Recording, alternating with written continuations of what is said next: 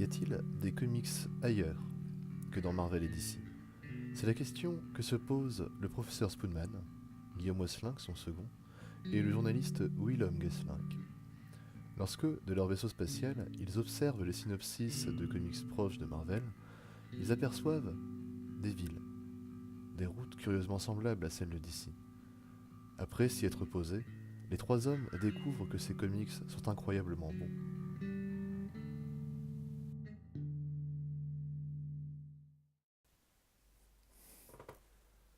Bonjour, bienvenue à tous. Aujourd'hui, nous allons parler comics, nous allons parler de tout, de n'importe quoi. Nous allons parler de Robert Kirkman. Robert Kirkman est un scénariste de comics américain, né en novembre 1978. Oui, je dis 1978. Je suis français. Il est auteur de The Walking Dead, un comics que tout le monde a, dont j'ai entendu parler, et de Marvel Zombies. Il faut savoir qu'il a commencé sa carrière de scénariste de comics, donc, en 2000 avec un comics indépendant sorti chez son propre label Funkotron avec Tony Moore au dessin, qui est un de ses amis d'enfance, qui s'intitule Battle Pop.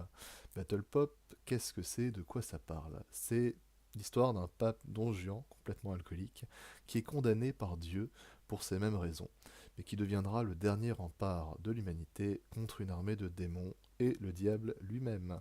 Il sera bien entendu aidé par Jesus Christ, qui est un alcoolique accro au crack, qui va devenir son colocataire après avoir essayé de le tuer.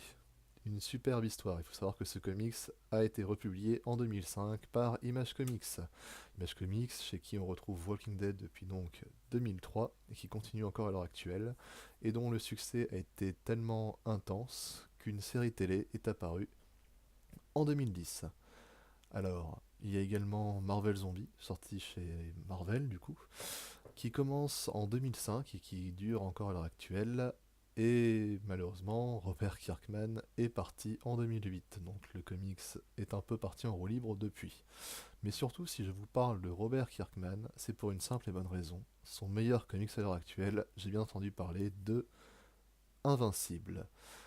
Un scénario ultra original de Robert Kirkman, des dessins incroyables par Ryan Hotley, mais bon, ça a commencé avec Cory Walker d'accord sur les 7 premiers numéros, avant que Kirkman n'appelle Hotley. Pour faire simple, l'histoire donne à peu près ceci. On suit Mark Grayson, un adolescent qui semble parfaitement normal, mais à ceci près que son père est l'équivalent du Superman de son univers. C'est donc le plus puissant des super-héros, et il découvre un peu plus tard qu'il a hérité de ses pouvoirs, mais que son père n'est pas forcément le bon samaritain qu'il prétendait être. S'ensuit alors une aventure complètement incroyable, complètement folle et bourrée de rebondissements ainsi que d'émotions. Car oui, Invincible, c'est la série la moins téléphonée au monde. Bon, ok, c'était moisi comme blague. Bon, même si les 8 premiers numéros US laissent penser le contraire, ou bien entendu tout comme dans Walking Dead, on a l'impression de démarrer un comic simple, mais dont la force du scénario sera justement dans la surprise qui intervient directement au moment où on s'y attend le moins. Dans un renouvellement de situation toujours plus probable.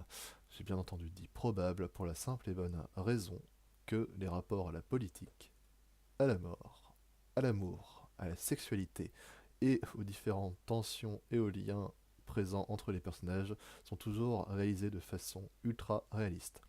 Ainsi, on découvrira toutes les étapes de la vie d'un super-héros qui ne sont pas montrées dans d'autres comics, par exemple chez DC ou Marvel, avec des gentils qui deviennent méchants, mais pour de bonnes raisons, des méchants qui semblent devenir gentils car ils n'ont jamais voulu représenter de danger pour les autres.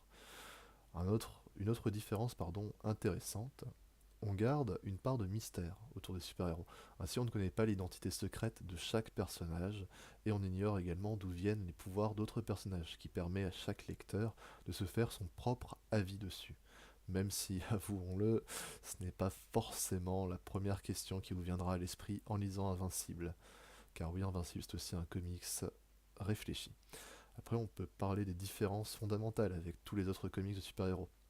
Par exemple, au niveau des combats. Si vous avez lu du Batman, du Deadpool, du Superman ou n'importe quel autre comics de chez DC ou Marvel, vous êtes très certainement déjà arrêté sur les pages de baston. Eh bien, sachez que dans Invincible, les combats ne durent pas si longtemps que ça. Ils sont très très beaux, quand il y en a. Mais on ne s'attarde pas dessus. Avec une mention toute particulière pour une invasion extradimensionnelle qui dure... Attendez, laissez-moi vérifier. Bon d'accord, elle ne dure pas en fait. Si je me rappelle bien, on ne la voit tout simplement pas. Et c'est foutrement bon, car on arrive sur l'après-guerre, l'après-invasion plutôt, et on se concentre sur une reconstitution du monde dans la peur qu'une nouvelle catastrophe se reproduise, pardon, et avec des tensions créées entre différents personnages.